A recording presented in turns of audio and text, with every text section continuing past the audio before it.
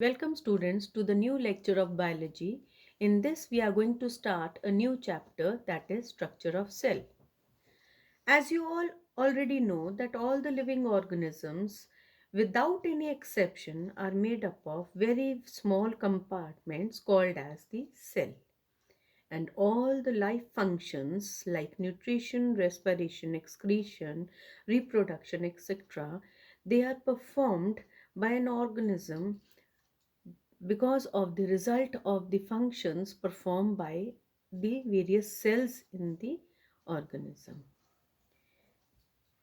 And that is why the cell is called as the smallest unit of structure and function of the living organisms. If we talk about the basic parts of an generalized cell, we can see that each cell has plasma membrane, binding, and within it is the jelly-like substance called cytoplasm, largest structure called nucleus, and various other small structures which are called as the cell organelles. And an animal is composed of the animal cells, and plants, they are composed of the plant cells. With slight variation between the plant cell and the animal cell, there are various structures which are found in one and certain structures which are found absent in another. Just like in a plant cell, surrounding the plasma membrane is the cell wall. Firstly, let's discuss about the cell membrane, which is also called as the plasma membrane. This plasma membrane is actually a thin elastic layer surrounding each and every component of the cell, and this cell membrane, it is made up of bilayer of lipid. Between the lipids is the various structural proteins in it, and on the outer end of the plasma membrane it is that there are the carbohydrate chains can be found. This bilipid layer or the cell membrane is actually helping the cell to maintain a shape, provide mechanical support to the cell, as well as it is also helping the cell to allow only the useful substances to pass within the cell, or harmful substances to be restrained from entering the cell. And because of this activity, life activity of checking the material which is entering or leaving the cell, the plasma membrane is a living membrane and it is called as a selectively permeable membrane. Next is around the plant cells, around the plasma membrane, we find a non-living wall which is called as the cell wall. And this cell wall is freely permeable because it is not checking any material which is entering the cell or exiting the cell. And this cell wall, which is a non-living wall, is made up of a polysaccharide which is called as cellulose. Just like plasma membrane, this cell wall also provide shape, rigidity and elasticity to the cells. And because of the feature of cell wall, the plants, they are able to bear the various stresses and strains in the outer environment. Students, you must have heard about the plant fiber like cotton, jute, and the coconut fiber. And all these actually are what? These are the cell wall of the dead sclerenchyma cells.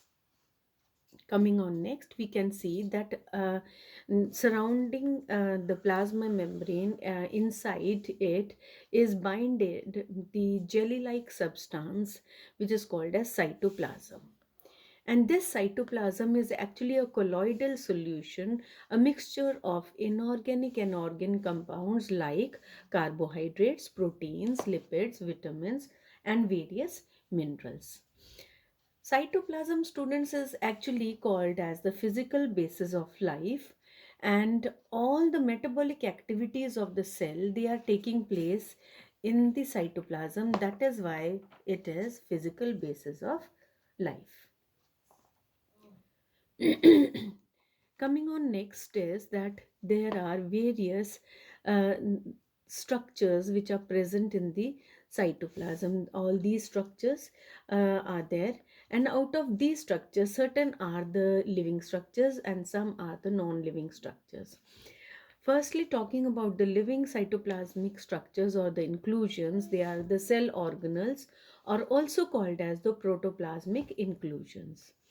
And the non-living structures, they are called by the term as deutoplasmic bodies or the ergastic bodies. Firstly, let's see which cell organelles are there in a cell. We can be categorizing them into three categories according to the membrane which is surrounding these cell organelles. The double membrane structures, they are the endoplasmic reticulum, there is the mitochondria, Golgi bodies, plastids, and the vacuoles. Talking about single membrane structures, these are the lysosomes, and non-membranous structures, they are the ribosomes, centrosomes, and centrioles, along with the nucleolus, which is present inside the nucleus. Before we discuss about the various cell organelles, let's see what this term protoplasm means. Students, protoplasm is actually the living substance which is present in the plasma membrane of a living cell, and it can be called as that cytoplasm in plus the nucleoplasm will be called as the protoplasm. Just like cytoplasm, this protoplasm is also a translucent, granular, slimy, semi-fluid or a colloidal mixture of the various compounds like water, which is almost 75 to 95%, carbohydrates, lipids, nucleic acids, RNA and DNA, amino acids, fatty acids, glycerol, nucleosides, and various minerals. All these compounds together form the substance called as the protoplasm. Now, this protoplasm is actually a substance where various metabolic activities are being performed, and that is why the composition of the protoplasm is never consistent. It is constantly changing.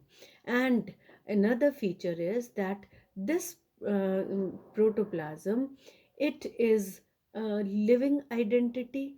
So these compounds of which the protoplasm is made, they are living as long as they are a part of the protoplasm. Is and if any of these compounds is withdrawn from the cell, then the compounds can never be called as living substance. Talking about the various functions of protoplasm, all the living functions, they are taking place, the various metabolic activities of because of which the cell is living, they are taking place in the protoplasm. Talking about the response to stimuli by the cell, it is because of this protoplasm only, the response towards temperature, light, chemicals, because of the pricking or pinching phenomena, the protoplasm, it is giving the response. This protoplasm is actually a solution where it is always in a movement, it is in a streaming movement, and this streaming movement of protoplasm is actually called as cyclosis. Firstly, let's discuss the various cell organelles. The first one is endoplasmic reticulum. Actually, students, if we see the two figures, in this figure, the endoplasmic reticulum is shown in a two-dimensional feature where it is just like a thread-like structure spreading through around the nucleus. But if we see its three-dimensional aspect, we can say that endoplasmic reticulum is a network of these tubular membranes, and these tubular membranes, they are spread throughout the cytoplasm, starting from the nucleus till the end of the plasma membrane. And this tubular structure, if it has ribosomes attached on it, then it is called as rough endoplasmic reticulum. And if there are no ribosomes attached on it, then the endoplasmic reticulum is given the name as smooth endoplasmic reticulum. Now, what are these ribosomes actually doing on the endoplasmic reticulum? Ribosome, students, they are those structures or cell organelles which are helping in the protein synthesis in the cell.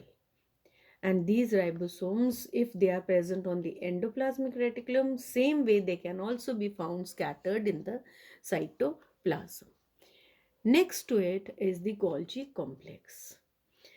Students, you should always understand one feature, that whenever there is any distribution of material done by the endoplasmic reticulum, various tubules, various vesicles, and various vacuoles can be budded off from the endoplasmic reticulum, and they can be scattered throughout the cytoplasm so that they can distribute the various substances. Same way, these vesicles, tubules or vacuoles, if they get collected around the nucleus as a combined structure, then they would be called as Golgi complex or the Golgi apparatus. So, Golgi apparatus, it is a collection of cisternae, vesicles, tubules or vacuoles. And this Golgi complex, it is actually that structure or cell organelle which is also double membrane. In animal cells it is called Golgi complex because it is a collective structure, but in case of plant cells, they don't appear as a collected unit, but they are scattered throughout the cytoplasm, and that is why in plant cells they are called as dictyosomes. Now, talking about their role, the Golgi complex is responsible for secretion, for storage, and packing of various chemical substances, enzymes, and hormones. They are also responsible for the mm, movement or the membrane flow.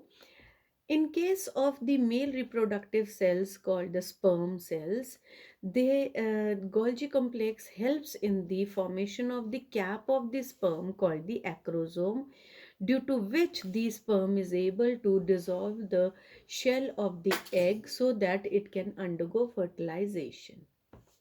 In case of female reproductive cell, that is the egg, they are responsible for formation of the yolk through a phenomena called as vitellogenesis. So Golgi complex has a very important role to play in the reproductive cells. Then the same Golgi complex is involved in the formation of various micro bodies called as the lysosomes. So let's talk about micro bodies and the lysosomes. Firstly, what are micro bodies? Micro bodies are small vesicle like or vacuole like single membranous structures floating in the cytoplasm and distributing the various enzymes and the hormones and storing those enzymes within them. And out of the various microbodies which are present in the different cells, the most abundant microbody is the lysosomes. These lysosomes, as I told you, they are single membranous structures, and they are having within them almost 40 different kind of enzymes which are hydrolytic in nature. These lysosomes, with the help of these enzymes, they help in intracellular digestion, digestion of worn out cell organelles, and digestion of the various foreign particles which try to enter into the cells. And also these lysosomes, they are a feature which is present only in animal cells, not in the plant cell. Now, in case of the nickname given to the lysosomes, it is that they are called as suicidal bags of the cells. And the reason behind this is that in case of those cells which are about to die, or old worn out cells, the membranes are very weak. So what happens is that these lysosomes, even their membranes being weak, they burst open and release the 40 hydrolytic enzymes inside the cell. And because of the presence of these enzymes, the various components of the cell, various cell organelles of the cell, they are digested by the enzymes released through these lysosomes, and thus helping the cell to uh, get destroyed within, or we can say that helping the cell to undergo a suicide attempt. And that is why these lysosomes are called as the suicidal bags of the cell. For today's lecture, students, we have the discussion of only these cell organelles. In the next video, we will be discussing the rest of the cell organelles. Please go through all the slides of this video very carefully and understand each and every aspect of the video. Till then, stay safe, stay healthy. Thank you.